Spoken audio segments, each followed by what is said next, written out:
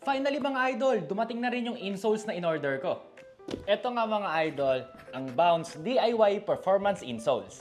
Ito nga yung kasama ng insoles mga idol. Siyempre, andito yung instruction manual kung saan dito mo nga mababasa kung paano nga ba ang proseso ng pagmamolde neto sa paa mo. May kasama rin pala itong remolding tracker kung saan nakalagay dito yung recommended acclimation schedule.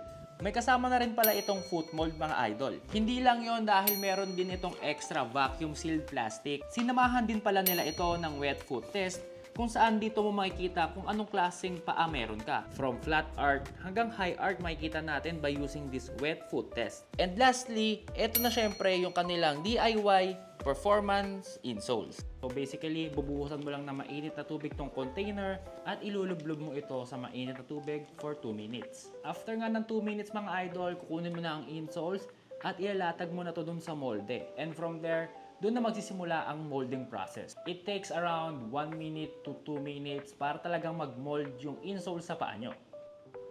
At ganun lang kadali mga idol. After nga ng ilang minutong pagsusukat, meron na akong custom fit insoles. Ang nakakatawa dito sa Bounce insoles sa mga idol, hindi to nagkakahalaga ng 30 to 60,000. Halos kapresyo nga lang to ng isang sapatos. Kaya kung interesado rin kayong kumuha ng gantong insoles, i-check nyo na yung kanilang Facebook page at meron din silang online shop.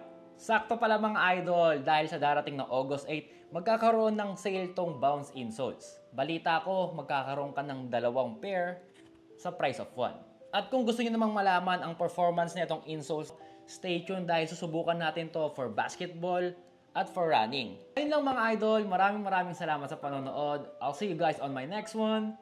Peace. You got this.